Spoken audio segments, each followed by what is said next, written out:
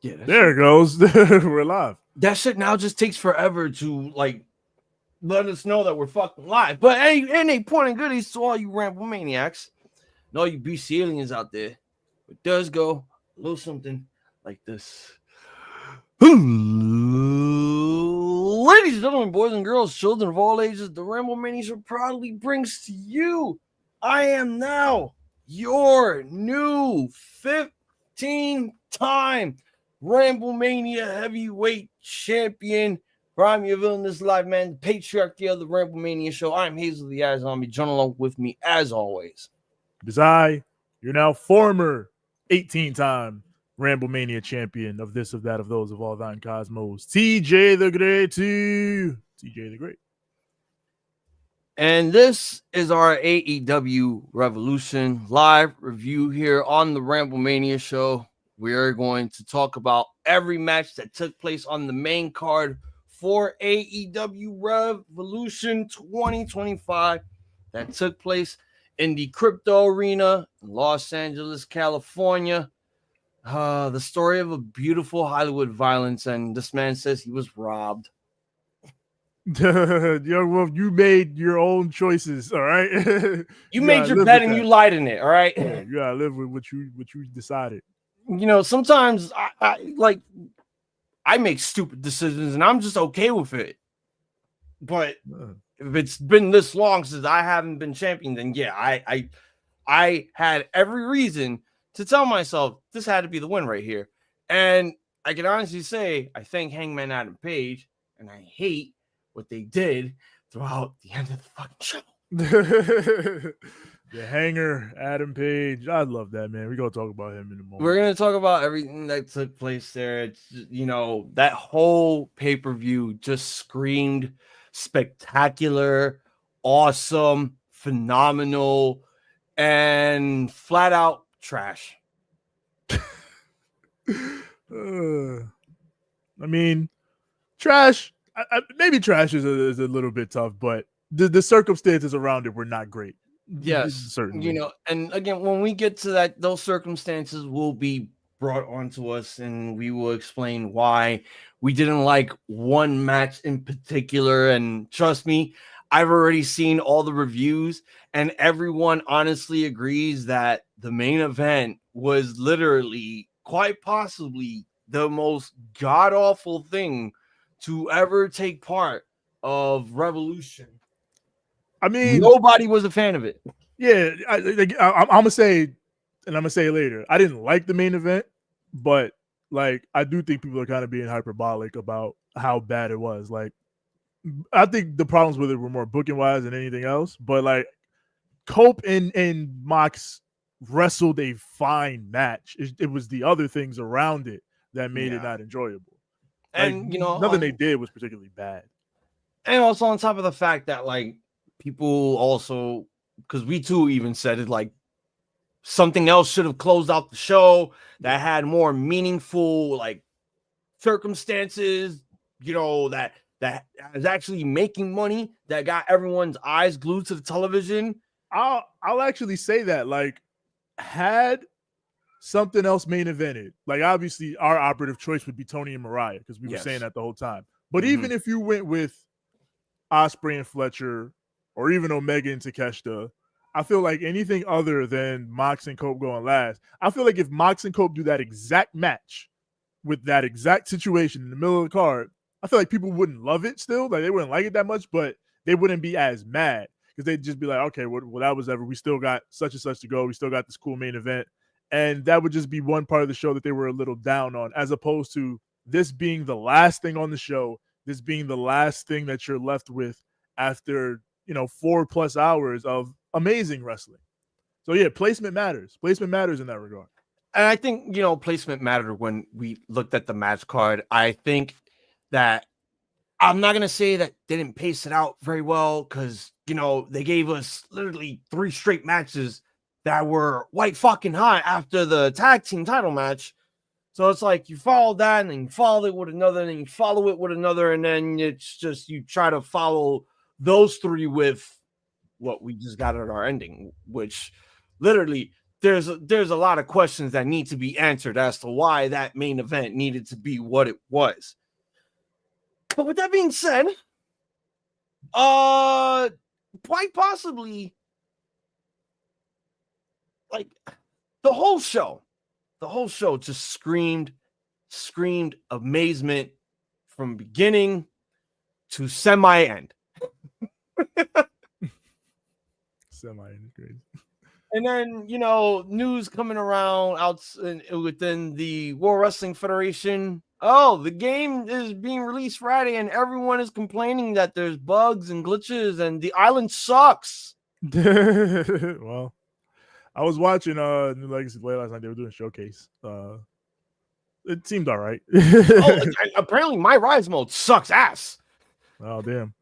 I don't know, because, again, I have all of my experience with the game so far is just through watching people play it on streams or whatever. Yeah. And I've only really seen New Legacy doing like online matches.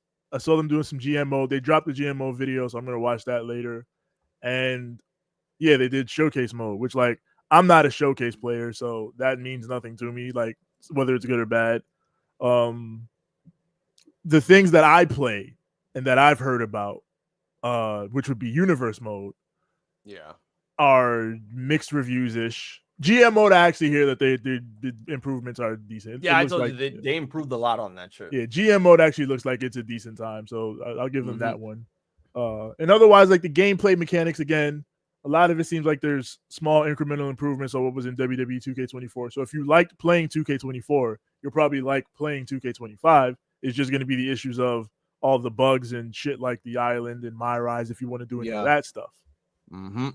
So again, that happens like every year at this point. We talked about that before. Like there are legacy bugs that have been in this game for years upon years.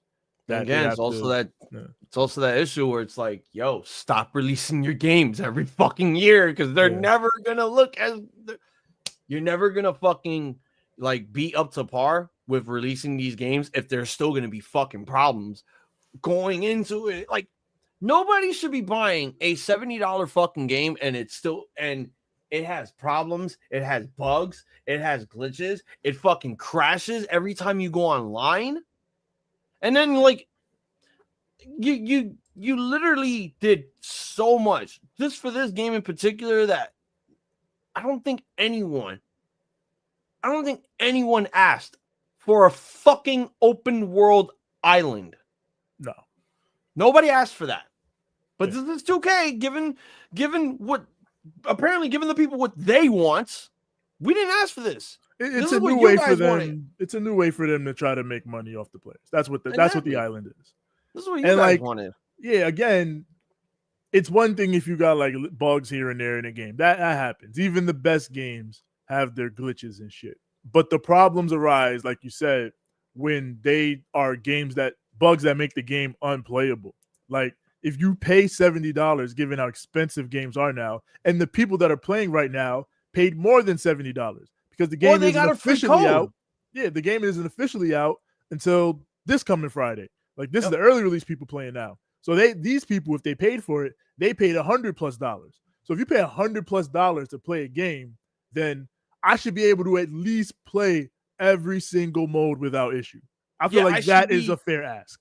I should literally be immersed and attracted to all the modes that you guys are putting out there because you love to put out new game modes, but there's always going to be a fucking problem. Yeah, for $100, I should be able to play My Rise and not worry about me not being able to play Universe mode later because my save got fucked up.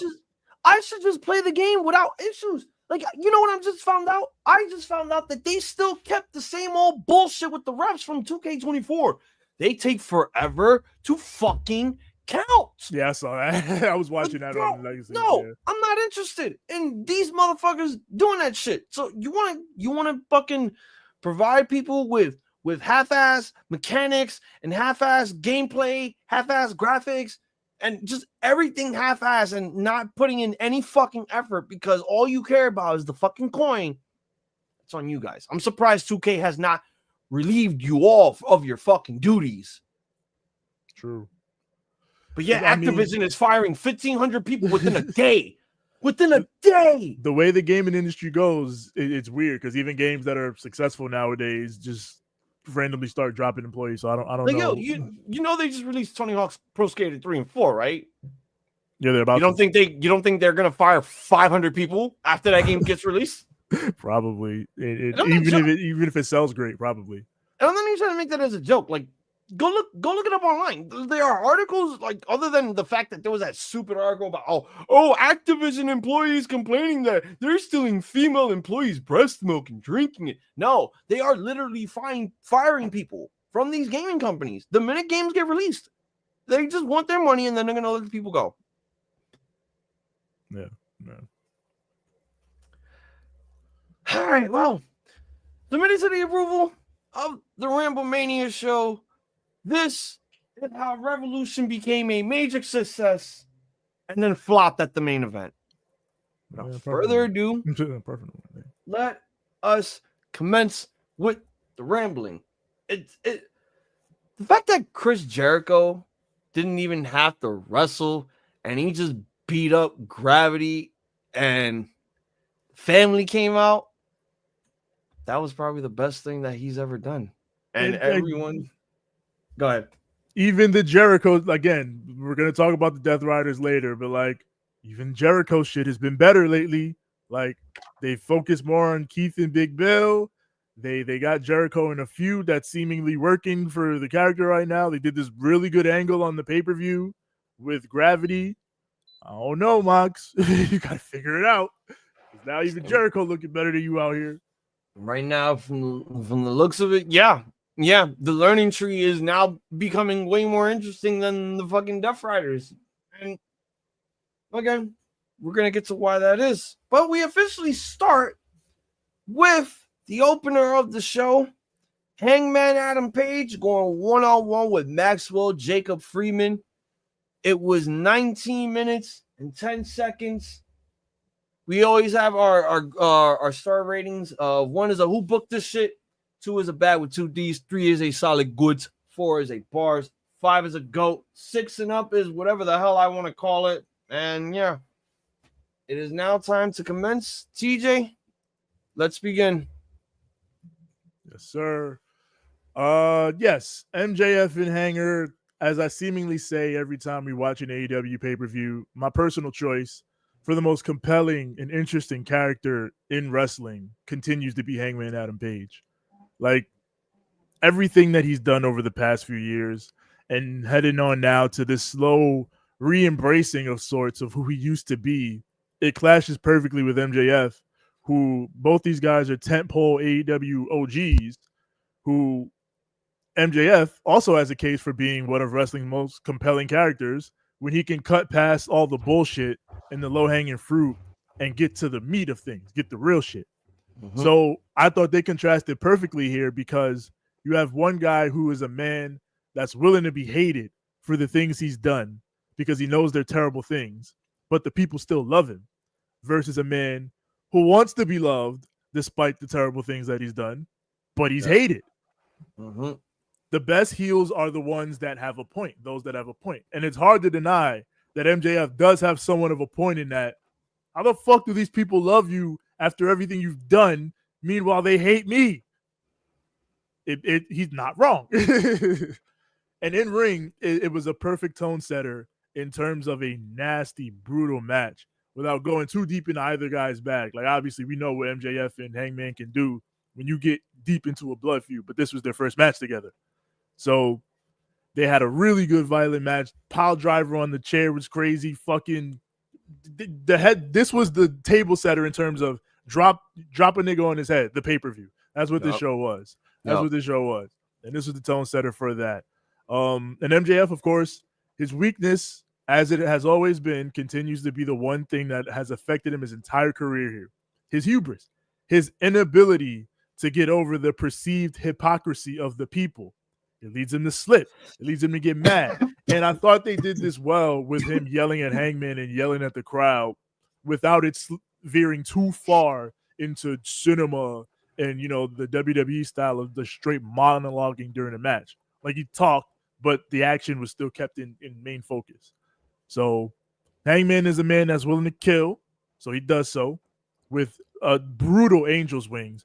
Again, beautiful that he's using the Angel's wings now.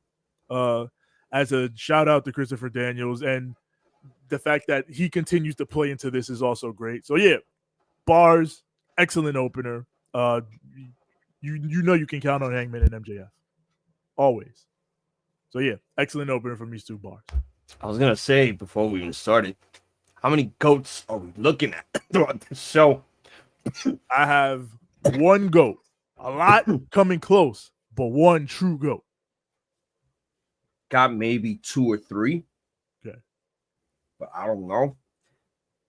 I might be thinking 2. But I'm still keeping the 3 just in case. But I'm sorry. I mean, when you start a promo off so fucking genius by playing non-point bullet with a name, that ruled. that just fucking ruled. That fucking ruled. That made the whole fucking rivalry feel white fucking hot. And I was absolutely invested in what these two men were about to show. I forgot that these two wrestled each other years ago, originally for that diamond ring. And I'm like, oh shit, well, okay, maybe there's more to this than what I'm expecting. And I actually have been saying this for a while, that there has been a lot of development within Hangman, but there's also been development with Max. And I feel like Max and Adam are literally the only two guys that have more motive, more of a story, and more of the ones that they have been pushing and utilizing more. Yeah. You know, MJF, who first coming to AEW, was the pillar of this company. Got Hangman Adam Page, who originally is the poster boy of this company, two former world champions going head to head, clashing for the second time. Better than their first encounter. And yeah, this is what started the headshots galore, indeed, because they were going in. And honestly, we're just going to say right now, this whole entire pay-per-view felt absolutely personal within every match, minus the tag and maybe the fucking Continental Championship match. Everything had fucking personal feuds. So, like this was one of them, and I enjoyed the hell out of it. We got to the outside, and this man did the leaping pile driver onto the chair. That was scary, but also really cool. And then you had the whole thing where, the excessive monologuing from MJF. Like, yeah, curse that nigga's hubris. That's always going to be his weakness, that he literally has to monologue his ass off and, get the crowd to feel what he's doing. And it works. It absolutely works, because look at what happened. No matter how many times MJF looked like he was down, he got his ass right back up. But it's also that issue where he was in dazed and confused land, and then buckshot, then that sick ass angel wing spot. My God, he went chin first. And like, I'm surprised no face was broken. Like, he didn't come out with a broken nose from that. I'm like, holy shit. And we saw it. We saw that spot, and we were like, oh, that is absolutely lethal. To end it with the Angel's wings. A perfect no. But we're not done. We're not done. We are not done. So they're 1-1 right now. Now we have to have the ultimate climax between these two. How are we going to play it off? I don't know. But we're going to have to figure something out here. But I'm giving this shit a bars. This was good. This is a great, great fucking opener. And honestly, like, I didn't care if this started the show or if this was like going into hour 3 of the pay-per-view. I still would have given it the same grade, because this match was really good. All right.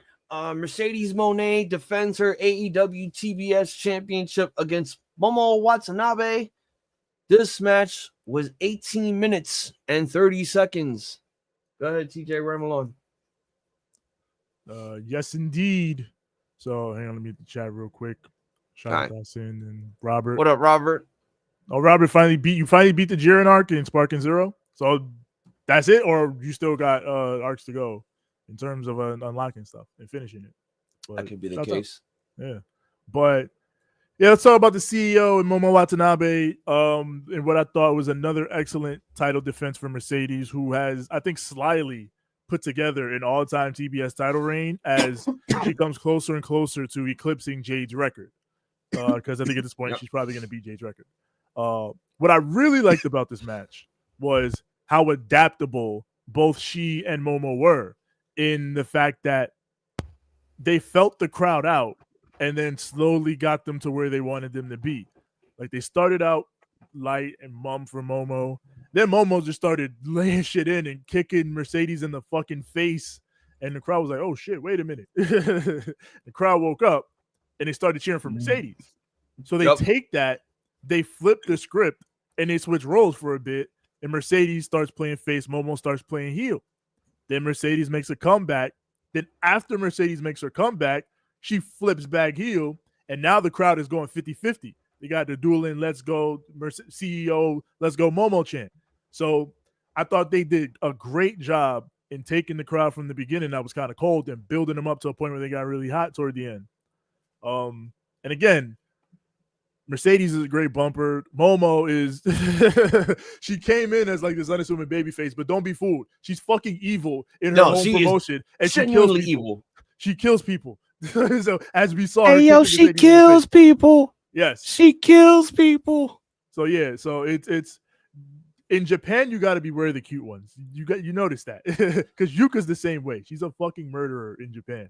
Rio's the same way too. Like that's the crazy thing. Like, these Joshi girls could look so cute, so innocent, but in a matter of seconds, the minute that bell rings, you're gonna die. Yeah, you'll see her throw a forearm or a kick that's like, oh my god, what's that? So again, I thought this was a really fucking good match. Another notch on the belt of Mercedes' resume, who's again put together a great year and is again continuing to rock with her TBS title reign. And so yeah, I'm gonna give this the highest of goods, just under bars. Yes. So I heard that both of these women are injured after this match. They worked hard. This match was pretty stiff. Pretty fucking stiff. Which, holy shit. Momo is not to be fucked with. Oh. I mean, remember when she did that meteor to the outside onto the apron? On the apron, that shit was nasty. Holy shit. Like,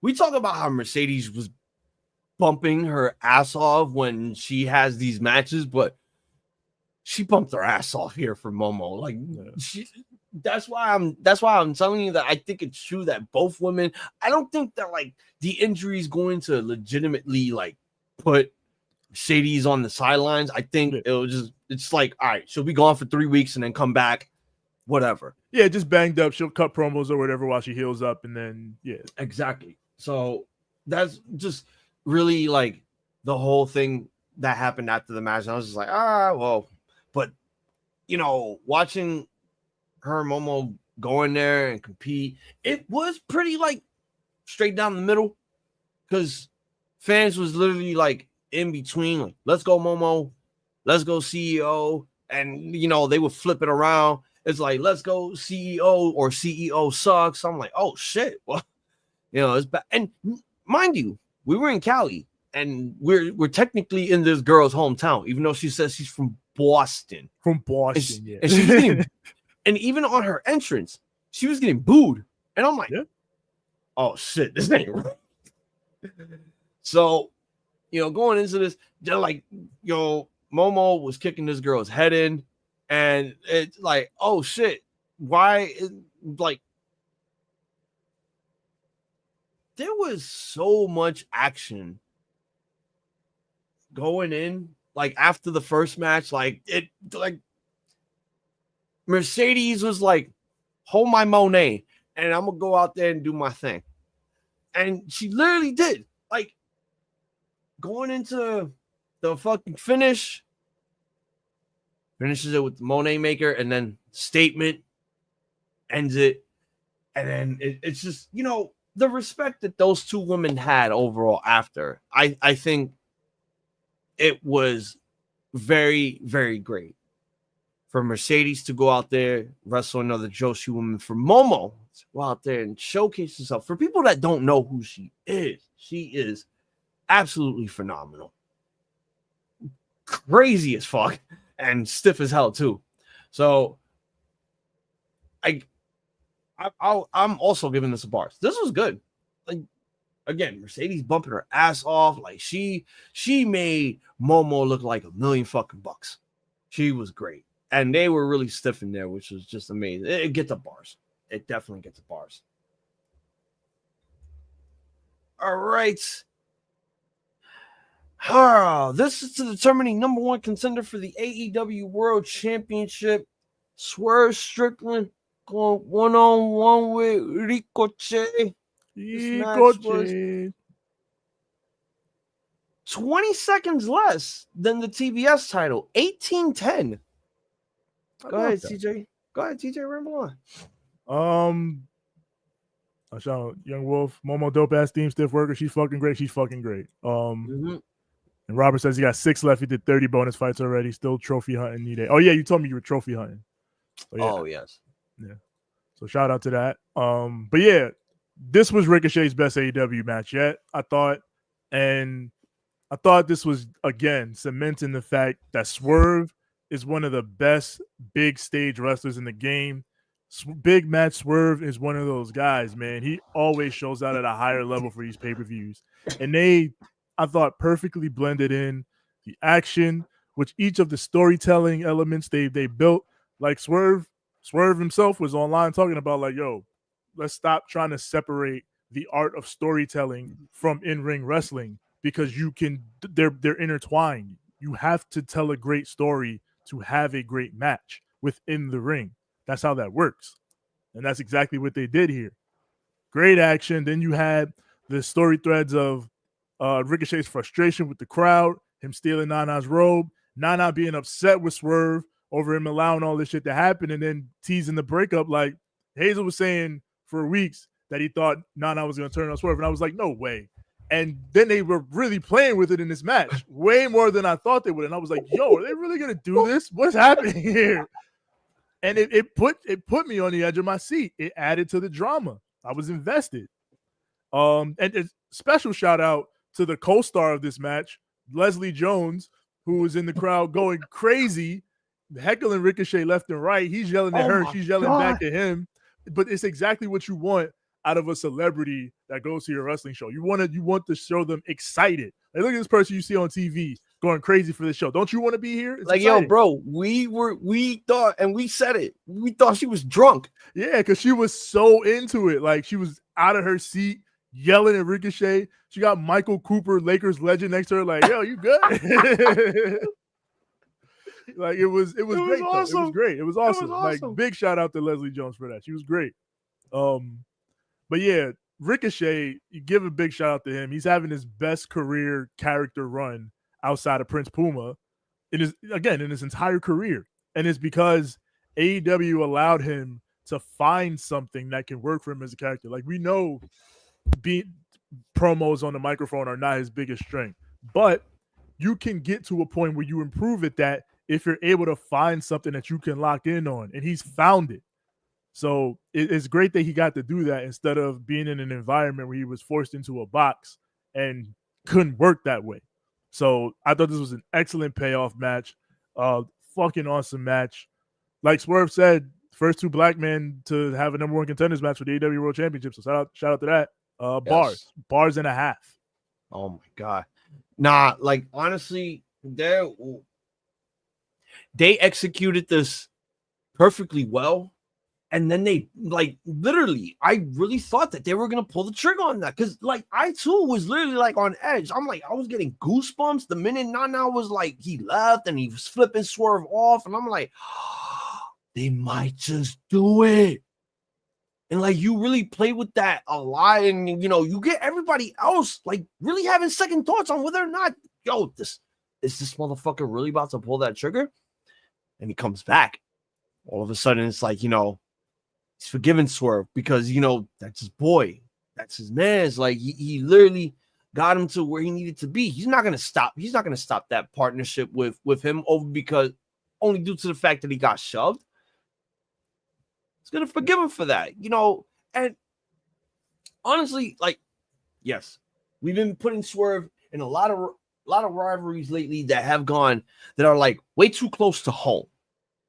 The childhood home being on fire. Now the thieving of Prince Nana's robe that was passed on then from generations, passed on to Jimmy Rave, passed on to Swerve, and all that shit. So yeah, I can fully understand why they had to do. Yeah, I had the big if with like, all right, they really had to add a number one contendership on here, like, but then I now understood why it had to be that way because when we get to the main event, they fucked.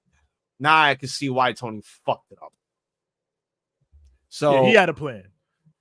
Yeah, you could quibble about whether the plan was a great one or not, but he had a plan. I mean, like the whole match. I'm sorry, but ever since Ricochet turned heel, I thought I wasn't gonna like it. But then after a while, he just started to blend into me. I wasn't digging the laugh, and then he just started to blend it in. I'm just like, am I really liking this gimmick now? Like, nah, ain't no fucking way. I can't be liking Mr. Bland and boring. But then that nigga just he not doing that no more. And that's the one thing that I can respect about AEW is that, all right, you want to be something that you couldn't be in the other company because they put you on that pedestal of you're the flippy guy and you'll always be the flippy guy. So that sucked for him to eat. That like he was just known for flippy guy shit. Yeah.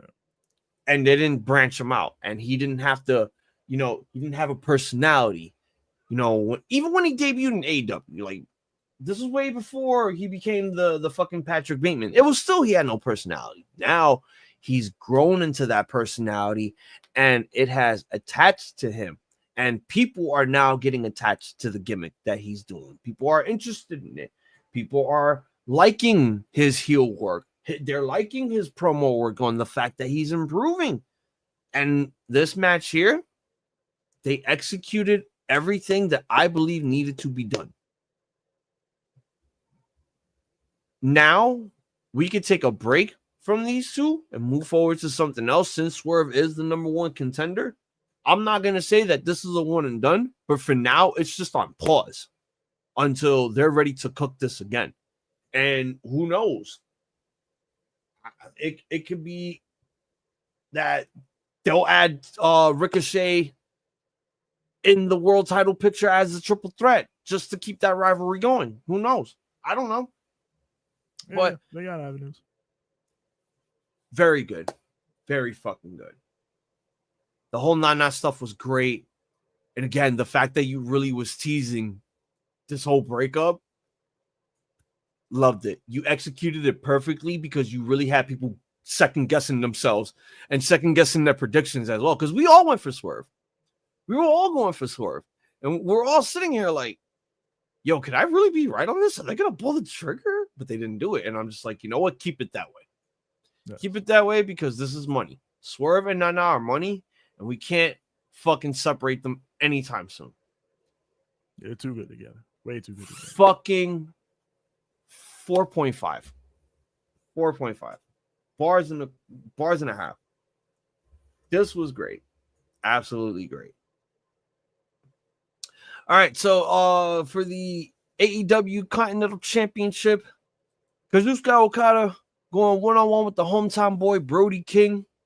It was 10 minutes and 55 seconds. Go ahead, TJ, ramble on.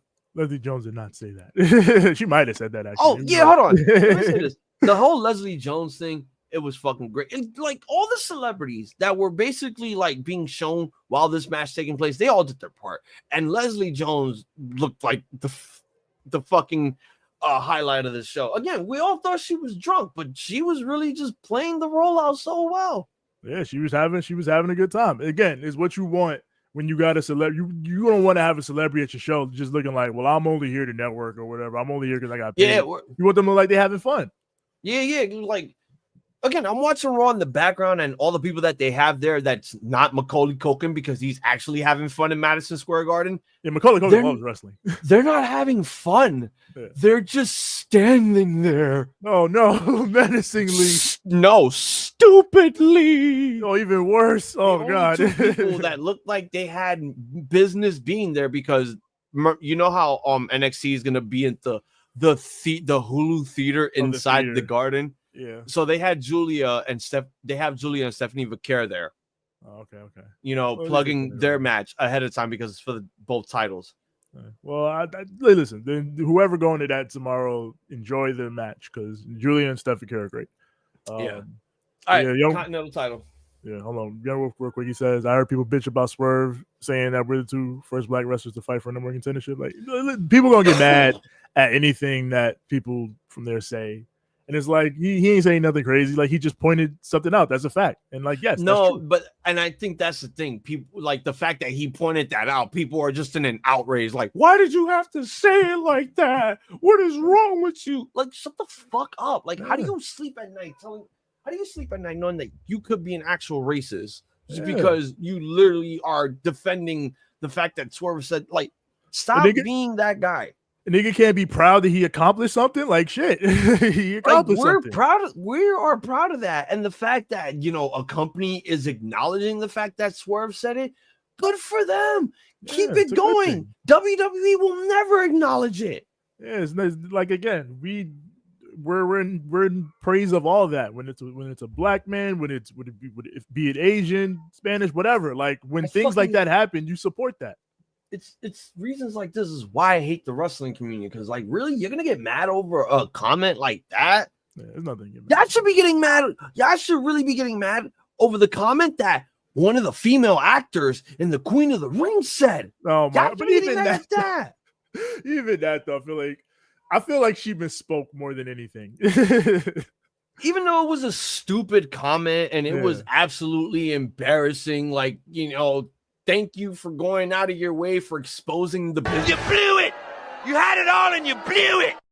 Like, you're like, thanks. Even Camille was talking about it though. She was like, I think what she meant to say, because obviously Camille was in the movie with her, so she talked, and she was like, what she meant to say is that wrestlers have confidence in themselves and that they know they're going to win. But the way she said it was like, you know you're gonna win because you know who booked the match. It is like, no. So yeah, I think homegirl just misspoke. Yeah, like, get mad about that. Stop getting mad over the fact that Swerve said, "Oh, two black wrestlers wrestling for the first time for number one contender." Shut up. Like, it's historic. Gotta let it be. Just chill out. Take a chill, pro wrestling fan. Now let's talk about the Continental title match. Yes, Big Kazu and Big Brody King.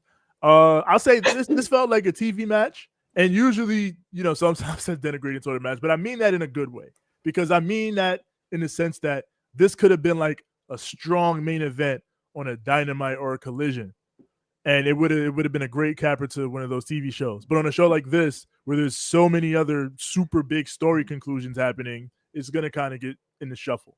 But it was a really good match. No one expected Brody to win, but everyone expected him to make Okada work for it. And that's absolutely what happened. Like, he gave Kazu some monster shots and lariats throughout. The cannonball in the corner, the splash. He beat the fuck out of Okada. He made Okada work tonight. Like, Okada's sort of gained his reputation as work smarter, not harder during his title reign. But in this match, he had to work hard. So, I'm going to give this the highest of goods. So, I'm just giving my grade right now. This is getting a solid bars.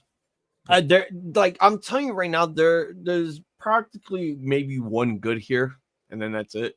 But, like, this was literally like everything that I kind of wanted in Brody King, which was killing Okada, murdering him, chopping him to death, leaving his chest red, and feeling like an absolute monster. Like, yeah, Okada was going to sneak away out of this, and he did. And I'm not complaining on the fact that, you know, the match was as short as it could be. I understand that we had other things that were going to be more important later on, but I like, you know what it is? Matches like this is the reason why I miss Rampage. Yes. Yes. Because this is a Rampage main event. This was a Rampage. This was a Rampage main event indeed. And like, I don't want to say like, oh, like this was meant for free TV. Like, I get it. This looked like a free TV match. Like, come on. Oh, Continental title. Like, no one gives a fuck because there's no story. Look, they only did it because they wanted to give Brody a spot. We were going in his hometown, and Okada hasn't really been defending that title for a while. So we kind of needed a championship defense. Because where the fuck are the trios titles? The TNT title got defended on Saturday. So, yeah, why not? They did the wrestle, and I like when they just do the wrestle. So we get the bars. Can't complain. It is good when they do the wrestle. Yeah, I can't complain because everyone was there for Okada and Brody, and like, I think it was just absolutely fun that they got to see those two wrestle, and great, absolutely great. For the AEW World Tag Team Championships, the Hurt Syndicate, we hurt people, take on the Outrunners. This was the shortest match on the card with 8 minutes and 40 seconds. Yeah. Go ahead, TJ, ramble on. Man, I need fucking, we need to not regulate wrestling betting as much, because I'd have definitely made some money if you would have asked me what's the shortest match on the show going to be. I definitely would have said this. Definitely would have said this. But it's like we said, it's essentially exactly what we expected it to be. It's a sort of reward for the Outrunners. You know, you guys got really over the past year or so. You've done really, really well. We're going to put you in a highlight spot on the pay-per-view as a, sort of token of appreciation for that. But, the Hurt Syndicate is among one of the strongest acts in the company, and we got a lot more to do with them. So obviously their run is not ending here. So like this, I'll say this also felt like a TV match in the sense that it would have fit better on a Dynamite or Collision. And what we were really looking forward to, hopefully in this spot, and that we're hopefully going to get down the line now, is the Murder Machines match that they teased. Mm-hmm. That's a money match. Like this is a match that you set up with guys that you like. To have a pretty fun, exciting match on a television show, and then move forward with the reign, put a notch under the belt, move forward with the reign. But they did it on pay-per-view, and again, that's okay because we got nothing against the Outrunners. We like the Outrunners, and they performed fine in this match. But again, it had a ceiling on what it could be. So I'm gonna give this low goods, highest of bads, low good. Yeah, absolutely, straight up TV match indeed. I was even saying it that. Yo, they might just squash these men. Like, I don't see them lasting 10, 15 minutes. The fact they gave them less than that, makes sense because it's also that thing where it's like, we got to give these guys at least some momentum. We can't make them feel like chumps and get destroyed throughout the entire match. But then, when it was time for business, these motherfuckers came in and they started hurting people. Like you do. So I think it played out perfectly well. Yeah, the biggest issue was that all of a sudden, we're gonna give it to these guys instead of the Murder Machines, which is what originally should have been the plan to begin with, until they did that match and the Outrunners beat them. And we're like, the fuck? We doing triple threat or something? And they didn't even tease that. I'm like, all right, well, whatever. So we're just gonna give these guys their moment. Maybe that time will come around and they finally give them their shot. I don't know. To me, I'm glad the Outrunners had their time on the spotlight for the pay-per-view. But it's like, wrong team to have them face off against. I'll give this match it gets a 3.5. It was still pretty fun because the whole purpose was to get the Outrunners on the pay-per-view, get them to get a little momentum, give them a push, but also they gotta fucking do the job. So I'm glad that they did their stuff here. I'm glad the Hurt Syndicate are literally going out here hurting people, and that's just fucking great. Keep doing that. That's what you do. We hurt people. Keep doing that. Keep fucking doing that. That is the only good I'm giving this whole fucking show. Because everything else, from here on in, oh my God. It just gets better. This is where we go into the deep end. This is where it gets crazy. Yeah. This is all right. Well, here we go. Timeless Toni Storm defending the AEW Women's World Championship against Mariah May. The Hollywood ending. This was, wow, really? Really? I thought it was longer than this. Yeah. When I saw this time, I was like, yeah. You're kidding me. When I saw this time, I was like, no fucking way, this was 13 minutes. No, now I'm going to have to fucking think about what I need to say again. This is bullshit. Go ahead, man. Ramble on. So, yeah. Again, I was, this only being 13 minutes is incredible because of everything they did. They started this match on 10, brawling on the ramp, and they only went up from there. From Mariah whipping out a taser almost immediately to Luther getting bumped sky high off the stage through a table. Then we go to the ring, pile driver on the steps. Tony breaks the Muda scale again, bleeds an absolute gusher. Then in the ring, they go full Taipei death match, fighting with glass taped on their hands. Like Axel eating rotten shit. What are we doing out here? And then, of course, because this is cinema, we have to make the cinematic callback to the final callback of Tony using the shoe, the same shoe that Mariah beat her to death with to end her protege once and for all, in the same place that it all started, at the top of the ramp in front of the stage. She beats her there with the Storm Zero through the table.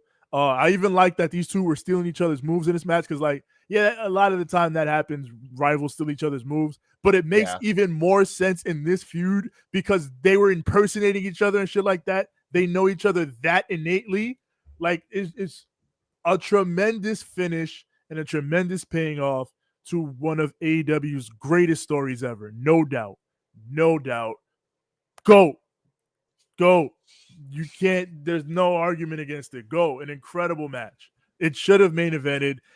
How can you not go off air with that visual on the Tron in black and white? The end. How do you not go off air with that? That's so good. Go, man. Go. They get to go. Bro, when they had that fucking the end sign there, I don't wanted to just bring it home. I honestly, I wanted a cigarette. I kind of wanted a cigarette after that because that match was just so damn. You talk about a beautiful massacre between two of the top women in the company. First of all, 15 Taipei death matches galore. That's the rating. That is the rating. That is the highest rating getting. Match of the night, match of the year. Take that, Will Ospreay.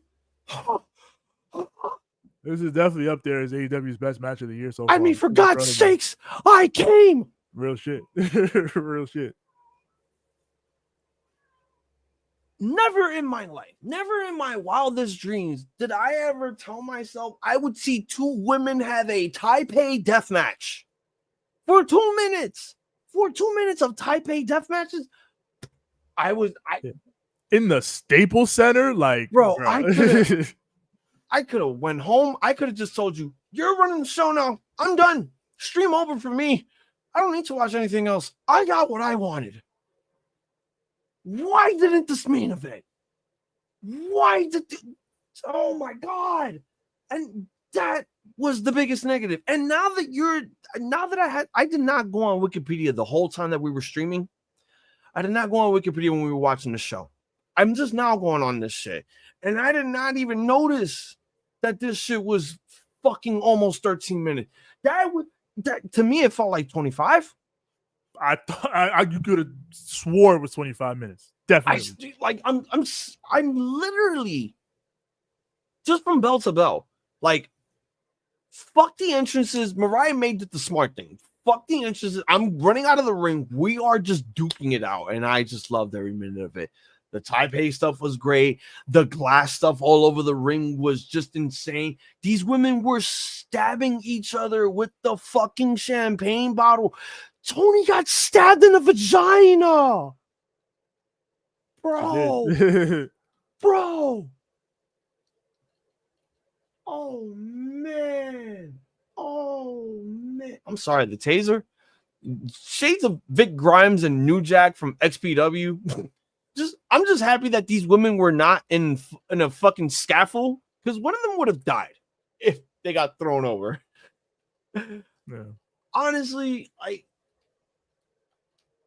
the nail of it all, just going back to what happened in June or July when Mariah did the unthinkable, winning the Owen Cup and then betraying her protege with the shoe, and it was executed absolutely perfectly once Tony did it. Yes, they were stealing each other's moves like they were fucking Taskmaster and fucking Marvel Universe and shit, just like they were stealing each other's outfits and roles. Oh my God. Pure cinema, pure snuff. I would watch this over and over and over and over and over and over and over until I cannot watch anymore. The way that these women bled, they really wanted what the fuck? Roman is here. Roman's in the garden. Roman Reigns. Roman Reigns just showed up and just yanked Seth Rollins out of the cage. Fuck you, Roman Reigns. They're doing the triple threat. They are doing the triple threat. Okay.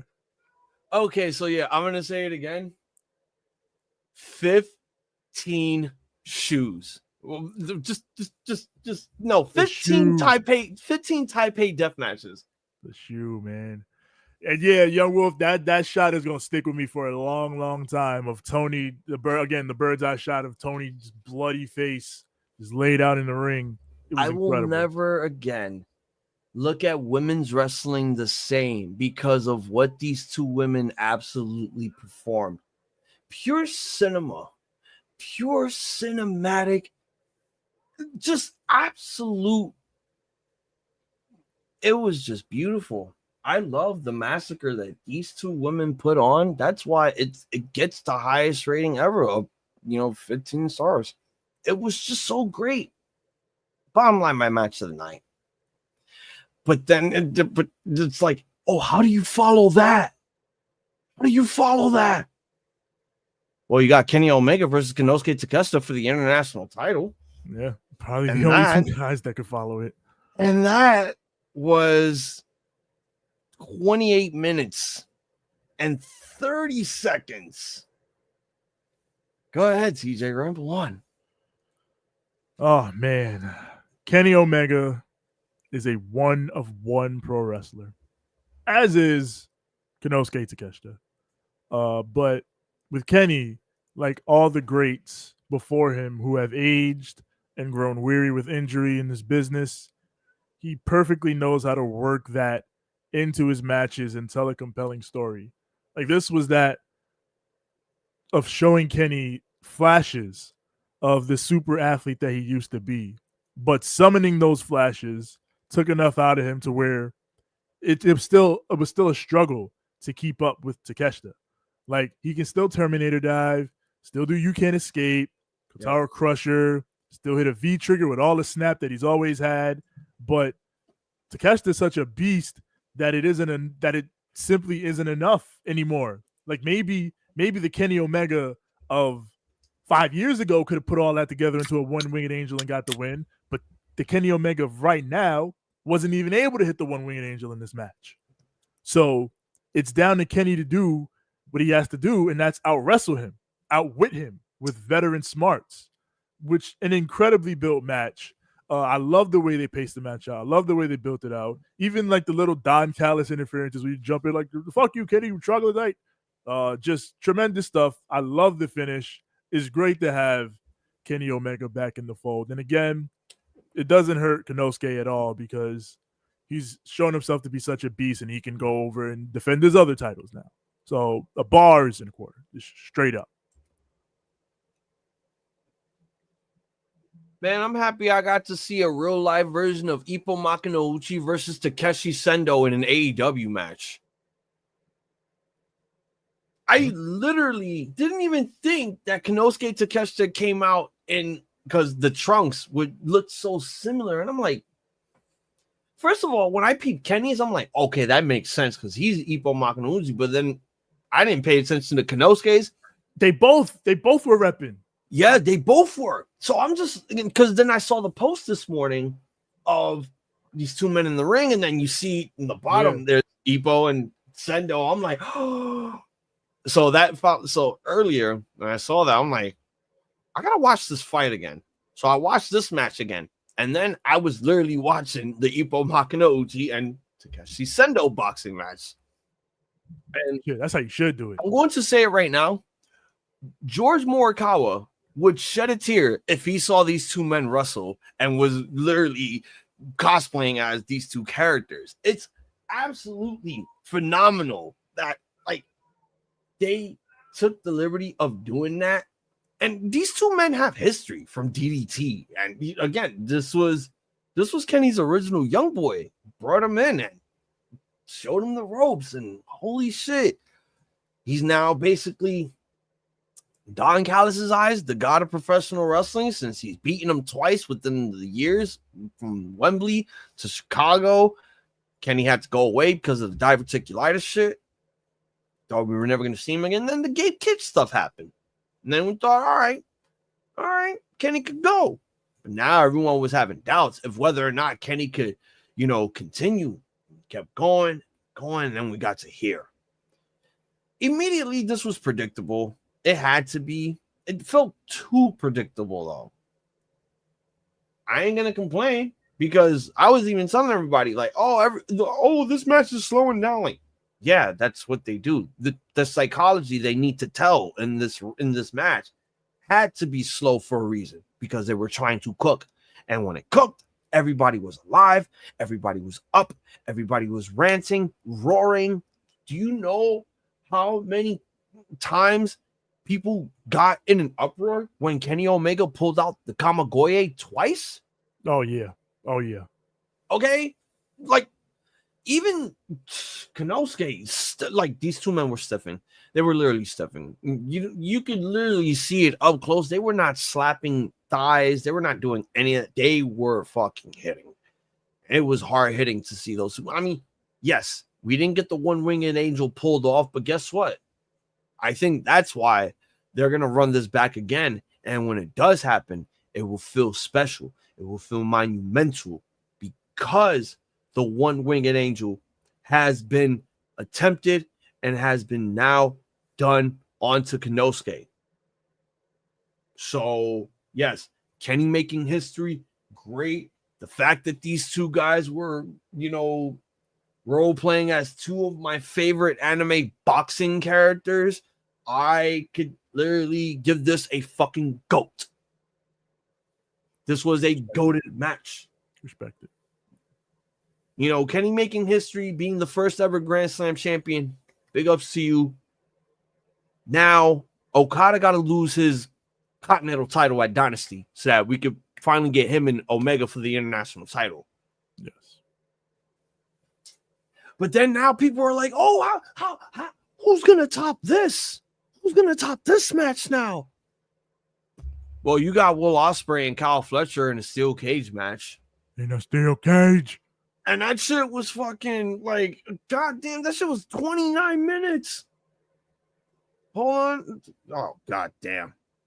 And yes, Grand Slam champ Ken Omega. Shouts out to him. It was literally a half an hour match. Go ahead, TJ. Talk about this fucking shit. Oh, yes. Apparently, yeah. Yoshi texted me about Roman Reigns. All right. This boy, oh boy, it needs to be put to bed forever. I'll say off the rip. that Will Ospreay is just a guy that does flips. Like, he has consistently shown us at this point that when it's time to turn it on for a blood feud, he possesses all the physicality and psychology required to make those things work. And he still also does flips, nigga. Yeah. But Fletcher, big shout out to Kyle Fletcher, who in his initial, coming up in AEW as a singles guy, he started out, people were seeing him as, oh, this guy's going to be like the next Ospreay. He's like Will Ospreay light. But he's done such an incredible job at breaking out of that, and he has truly become his own performer now. They don't even compare him to Ospreay anymore. They're comparing him to Randy Orton now. So, like, he's really, truly blossomed into his own wrestler. So, and I said at the end of the stream that this is probably either second or third for best AEW cage matches ever, because I think obviously Young Bucks and Lucha Bros are number one. Then you also got yes, Hangman and Swerve. But this is right up there with those. It's incredible. Everyone, even Mark Davis on the run-in, got some color in this. So again, another set of visuals from this that'll live with me for a long time are the beginning spot where they both climb up to the top of the cage and they're staring off at each other. Someone's like, they're going aura for aura. Look at them. Yep. And of course, the next time they went up to the top of the cage, where Ospreay murders Kyle Fletcher, and I mean murders this man with a super duper Spanish fly. Then, of course, the Tiger Driver 91. Again, we know Ospreay's history with that move and how he builds it and saying, I only use it when I absolutely must kill. And he decided Fletcher must die. So hit it with it there. And again, he blood a gusher as well. We had big blood in this. And you won in a cage match. And I thought this was just a fucking incredible. The leaping Os cutter off the cage. Just so much incredible stuff in this match. I'm going to give this the highest of bars. The absolute highest of bars. Absolutely death-defying. And what a perfect ending to this feud. So I don't know if you know this. Did you notice that Kyle Fletcher was wearing the exact same gear that he wrestled Will Ospreay the first time with all the dry blood on his kick pads? Yeah, Wolf pointed that out. They said, we're going to add more blood on it. Yeah, and need more blood. They did, and it looks great. Sell it on eBay now for $50,000. You can't keep that in your house forever. That's a crime scene. Oh, my God. Look, man, I am so absolutely happy with this whole entire trilogy that they were doing. Again, the only negative that I'll say is, like, I don't think Mark Briscoe. I mean, why did I say Mark Briscoe? What the fuck is wrong with me? Mark Davis should have stayed far away from this. He should have stayed far away. Because we're doing steel cage matches. We're doing a gimmick where no interference should be happening. Nobody should be entering. But then again, like, it's wrestling, so they can just do whatever. Nigga came out with bolt cutters like he getting ready to go fucking break into a school and tag up the place. Nah, I agree with you that we probably could have done without Davis. But we could have been done without that shit. Yeah. But it's also like, I get it. We're trying to tell this story, and it's also like Mark Davis is a part of that story because he's still caught in that conundrum. Like, do I really want to be a part of my homie's faction, or do I really want to help out Will here? Yeah. It's like, what am I going to do? So, I think we all know where he's truly siding with. I don't think there's going to be any second thoughts anymore going forward. So, we do that. We get the barbed wire stuff and all that crazy shit. The Spanish fly though off the top. Yo, I don't know how Will pulled it off, but he almost died. Like, Kyle got all of it, just bumping his ass off. Did they have thumbtacks? Yeah, they did do thumbtacks.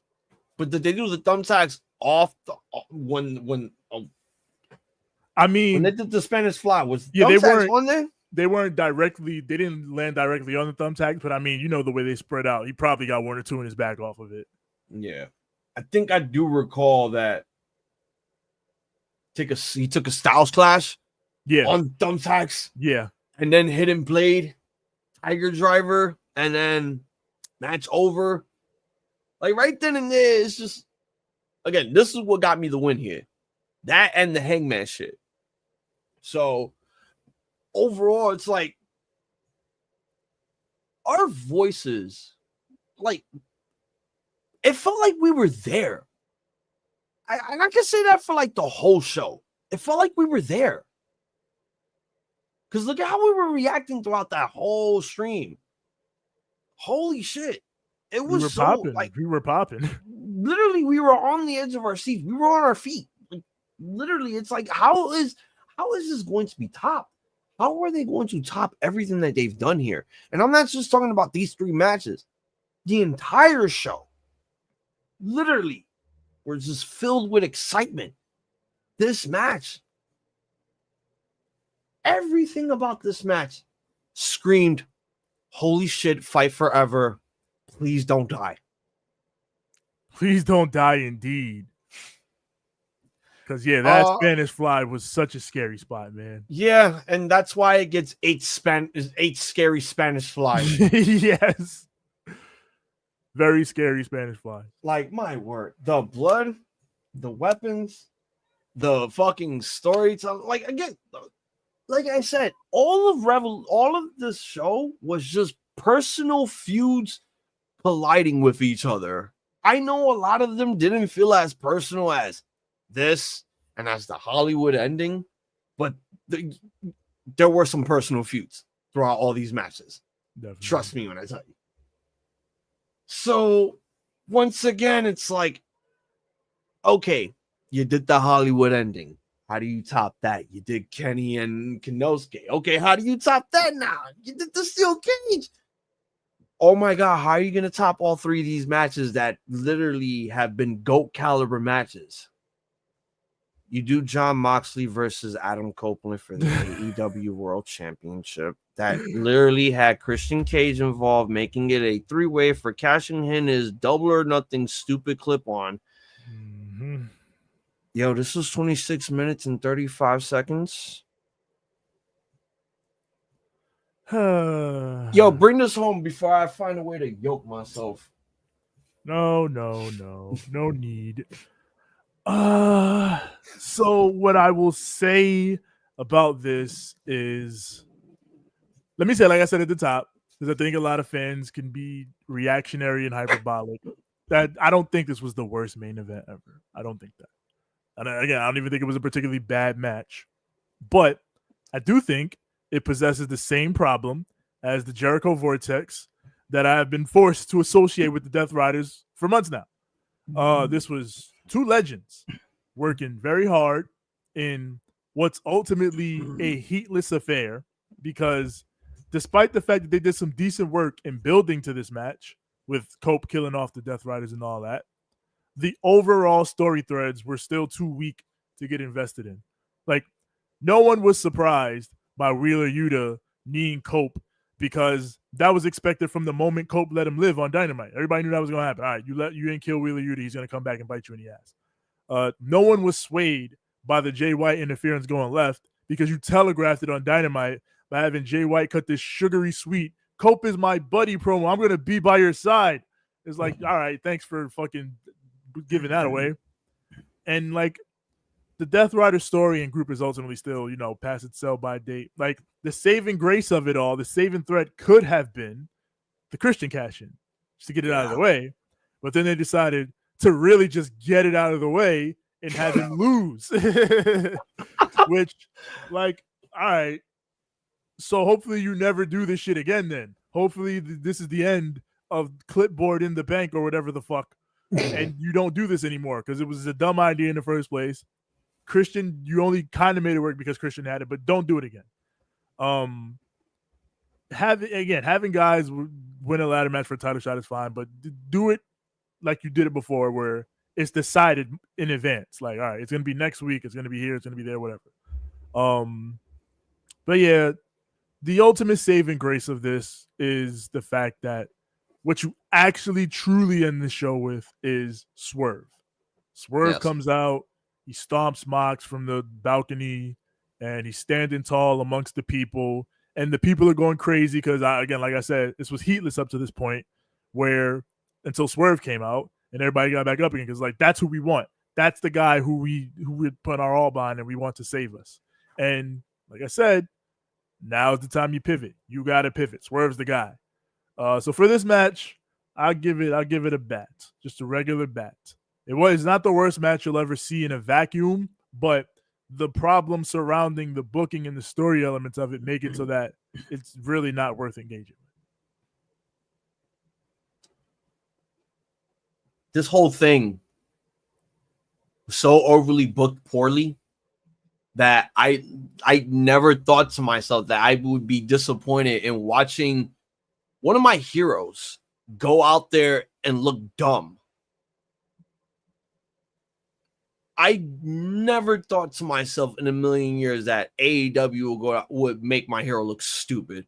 And then on top of that, you're going to make another hero of mine in Christian look retarded by holding on to a clipboard, by having him lose the fucking clipboard. Yo, like, talk about one of the weakest endings within that whole fucking match. The fact that Christian had to come in and like he had to be the one to take the submission, knowing that he was the freshest man. Unbelievable. Unfucking believable. You can't sell me on that shit. I would have been literally yelling, beat the fucking traffic immediately. I would have done it the minute the bell rang, because there was literally no point in this match taking place. There was no point in this match even closing out the show. Again, the steel cage could have closed out the show. Or, I'm going to just say this right now. Any match here, besides the tag team title match, any match here could have closed out the show. Okada and Brody could have closed out the show. And it still would have been a great main event. This should have been the opener. Or this should have been like on the second hour. I don't understand why Tony Khan really sat there and told himself, this is the money. This is the ultimate money right here that I'm running with. Not what I've been booking for the past 18 months. Not what has been getting eyes and buzz on the company for the past 18 months with your women's division. No, I mean, like, and that's what's so upsetting, that we sat here and we watched this match and we were dull. We were so dull until the Christian stuff. Like, literally, the Christian stuff is what woke everybody up. And yo. It's like the got him. That's what they did. That's what they did. That's what Tony Khan did. And it's like, yo, my nigga, Tony Khan, you had it all here with this whole fucking event. You had it all with this pay-per-view. But when you had the final match, you blew it. You had it all and you blew it. I don't understand how you really told yourself this had to be the greatest match. I saw that media scrum. I literally saw that media scrum. He literally said, oh, the main event was great. Well, I mean, he's not going to go out immediately after the main event and be like, oh, yeah, I guess I shouldn't have put that out there. He's going to put over his product or whatever. But, yeah, I do think Tony internally knows that maybe he made the wrong call putting that on last. My nigga, the match was great in your dreams at this point. Like, come on. Like, dude, we have seen god-awful angles, god-awful gimmicks, god-awful matches that led to nowhere. But when you've been doing this for like a month and a half and it led to nowhere, it led to Yuta going back to sucking Moxley's dick. It went to Jay White looking stupid hitting Adam Copeland with a briefcase. It made Christian look retarded holding on to a clipboard. Please don't bring that back. You made my two heroes look so stupid. You made Moxley look like a fucking dictator. A horrible dictator. Our reaction to this shit just said it all. Like, it's like, do it. Let's fucking go. Let's go. Why did you ruin it? That was just the reaction. And I hated that they literally tried to troll us. They trolled us with this shit, and I was just embarrassed. I was absolutely embarrassed. Never again can you sit there and tell me that that this was great. No. Who booked this shit? Absolutely god awful. It was just garbage. And we made jokes about the exploding barbed wire death match because of the ending. Again, from bell to bell, that whole match just was a stinker. It did not deliver. It did not exceed expectations. And I am never going to look at Jon Moxley the same again. He ruined the title. The title's literally been destroyed. The title, if Swerve wins it back, the lineage needs to come back to fruition once Swerve wins it. The fact that it's still in a briefcase, it's lost its lineage, it's lost its potential, it's just lost its value. And I hate when things like this lose value, because how are they going to bring it back to life again? Swerve can do it. Swerve can do it, but it's a too little too late situation. You had it right there at the palm of your hand, Tony.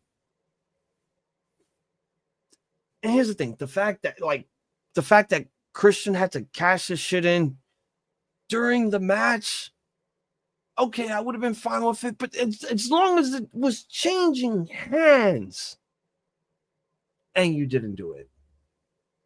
Who booked this shit? Honestly, I will never, ever, ever look at Cope the same again after this.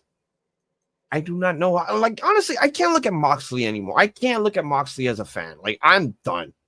I'm done with Moxley. The fact that you literally went out of your way to say, I'm cool with the Jericho stuff now, just literally says that Moxley's momentum has died. I mean, that's what it is. The Jericho, like I said, the Jericho stuff. Again, there's not. I don't want to see Jericho on TV, but it's improved lately. It has improved, and the Mox stuff had improved ever so slightly, but at this point, it's still not hitting the way it is, and it's worse in the effect that Jericho has started to take a back seat. Jericho's not wrestling on pay-per-views, nope. And when he does, he's on the 0 hour. Jericho's only taking up TV time. With Mox, you're in the main event. You're the top guy. So it's way more effective as a bad angle, as something that isn't entertaining right now. And again, I still got all the respect in the world for Mox and for Cope and for all the guys involved in this, because I do still think that they all are great performers and have something to provide in terms of the AEW landscape now. But again, sort of like Jericho, they all got to get back in the lab and regroup and figure out a pivot, because this ain't it. What's going on right now ain't it. I know you guys are all great, and I know you guys can bounce back from it, but you got to find it right now, because what this is ain't it. This was never it. It was never it when we started this feud. It was never it when they even started this whole gimmick with the Death Riders. Because, again, what was the fuck? What were they trying to explain to us? How cryptic do you have to be to tell us what we were trying to do? And you still didn't give us an answer. Do we have to figure out ourselves what you guys do for a living other than try to kill people? What are your goals? What are your motives? What are you trying to achieve out of this? You're not giving us an explanation. You're just doing stupid shit. Just do stupid shit. And Tony, you're in the middle of this with all the stupid shit because you're accepting all of this. You're greenlighting all this. You really need to hire some writers. You really need writers for these guys. Because what the fuck are we doing with the Death Riders? Stop it already. It's getting annoying. People are turning away from the Death Riders. They're not turning away from AEW. They're turning away from this faction. Because get RJ City in there. I mean, shit. He did the Tony Mariah story, right? Get RJ City in here. I am appalled. I'm livid that, they had to end it that way. And we're still going to continue with this. I'm hoping that with Swerve, this is the end. This better be the fucking end. And get the trios titles off of them immediately. Just get it off of them. Why do we still have them as trios champions? And what the fuck are we doing with Marina Shafir? She has practically done nothing since joining the Dick Riders. We don't know. Other than holding a briefcase, what have you really done? What have you done? You have not wrestled since joining the Dick Riders. You have been persona non grata at this point. You are wasted potential. I'm sorry. I'm just gonna say it. You are wasted potential. I don't know. We gotta see where it all goes with her, because again, like you said, she hasn't wrestled in forever. But how long are they gonna do that for? You should have been doing that months ago. Why are we still waiting? When Willow's back from Mexico again. Yo, match of the night, worst match of the night. Let's just give our Friday grade, because I'm out. The Young Wolf Fleshlight was like, I did love the end of the Ospreay Fletcher match where Fletcher went full Anakin Skywalker. I hate you. I fucking hate you.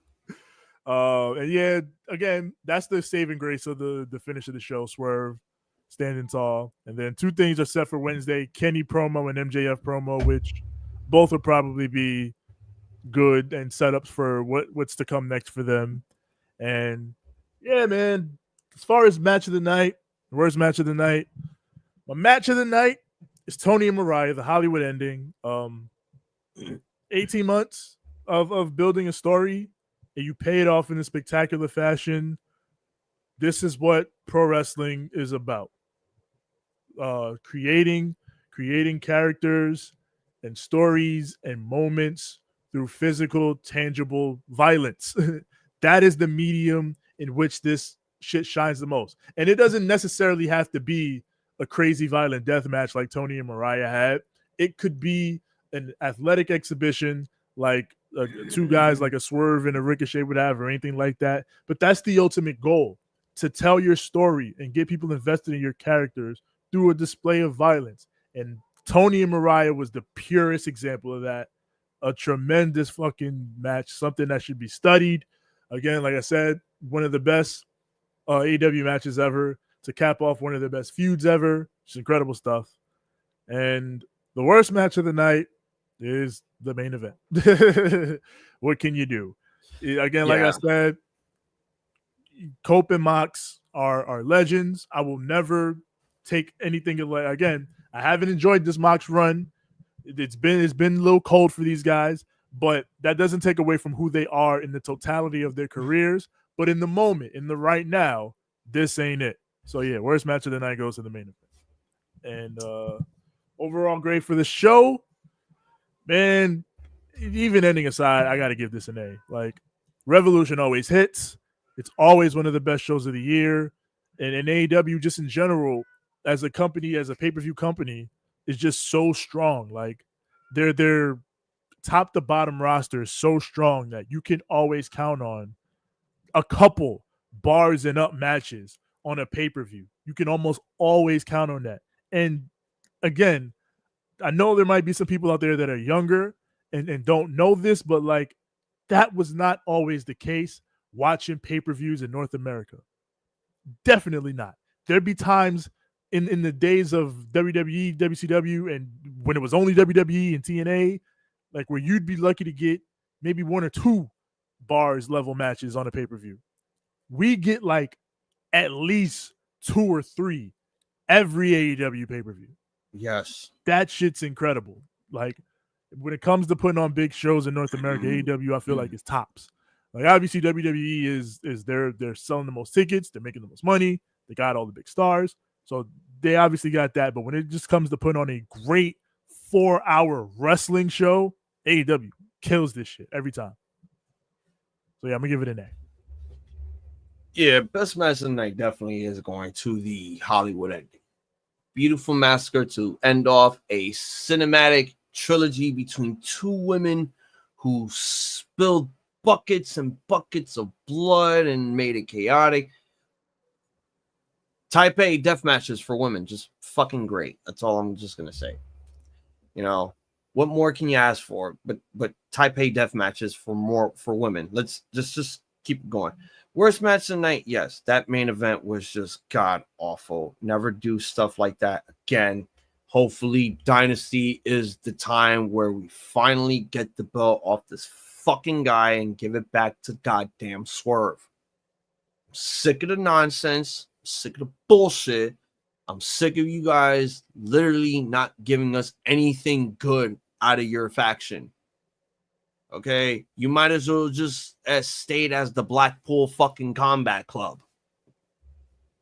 Might as well. Like, I didn't get that whatsoever. Yes, despite the fact that the show had a disastrous main event, it still gets an A. With both of us giving it a solid A, the show automatically gets a fucking A+. Every match delivered.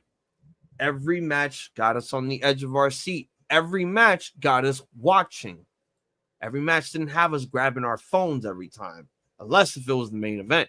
We got bored. All right. That is where our energy was petered out. Besides the Christian stuff, okay, cool. But you still fucked it up. You literally ruined 3 guys, and you ruined a championship. They're not buried. I don't want people saying, oh, you just said that they were buried. No, I didn't say that. So don't put words in my mouth. They just ruined 3 guys that could have made a main event feel worth watching. Even if it had to be something mid. It could have been better than what they did here, because this was just terrible indeed. Isn't Double or Nothing the next one? No, it's Dynasty. Double or Nothing it's May. Dynasty. Yeah. Oh, and yeah, no more clipboard cash-ins. I hope this is the one and only one, and we never do that again. I know that you just bring back the fucking chip. The chip was cool. Bring that back. Yeah, bring back the chip, and then fucking when you cash in the chip, I am setting a match for this date. No fucking cash in instantly shit. None of that. Yeah, none of that. Oh, you can cash in anytime, any place. No. We're gonna cash in that opportunity. We're gonna make this like the option C in TNA. I'm cashing in my fucking opportunity on this pay-per-view on this day and blah blah blah. I hope this is the end of that bullshit. That like, oh, I'm gonna cash in anytime. No. Yeah, bring back the Sonic ring. I don't care, but don't do that Money in the Bank shit again. You can bring whatever you want, just don't do that shit again. Like, seriously. And as always, guys, do not forget that we will be back tomorrow night, 9 p.m. or 9:30 Eastern Standard Time, twitch.tv/Ramblemania show. I hate to say it, but we are going to be stepping into the grand 6 episodes of GT filler. And don't forget, no collision this Saturday. This man will be at HOG. I will be at New Age Wrestling handling some business. But stay tuned for all the other streams that we got coming up within the week. It looks like there's officially been enough talk about this goddamn show that was so awesome for it. It's time to officially bring it home here on the Ramblemania show. Great one. But it's time for you to tell all the Ramblemaniacs and all the BC aliens where to find us. Oh, indeed. Yeah.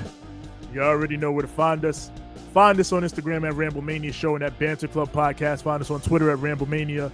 Facebook.com/Ramblemania Show. Also find our group there, Ramblemania Show's Banter Club, where we and the other wrestlers, podcasters, and everybody that we associate with post all our goings on and all that's going down. As far as audio, wherever audio is found, that's Apple Podcasts, Spotify, everywhere podcasts are found, search Ramblemania Show or Banter Club. Far as visuals, twitch.tv/Ramblemania Show. We are on Spotify video. We are on YouTube. Search Ramblemania Show or Banter Club. When you get there, like the videos, click subscribe, click the bell, so that when the new content drops, it goes straight to you. As far as me personally, find me on Instagram at TJ the Great One. That's TJ the GR, the number 8, the number 1. Find me on Twitter at TJ the Great. That's TJ the GR, the number 8. It is as simple as that. TJ the Great 2. TJ the Great. Damn right. And as always, you can follow me on Instagram at iZombies, IZombies. Thank you all for joining us here on this review. We'll see you tomorrow for more Toriyama TV on twitch.tv/Ramblemania Show. This has been the AEW Revolution review here for TJ the Great. I'm Hazel the iZombie. We want to wish all of you out there a point and goodies. Your Ace who fucking sweets. On the backhand side, and a good fight and a good night. Gunzo. Now go home and smoke some more. You blew it. You had it all and you blew it.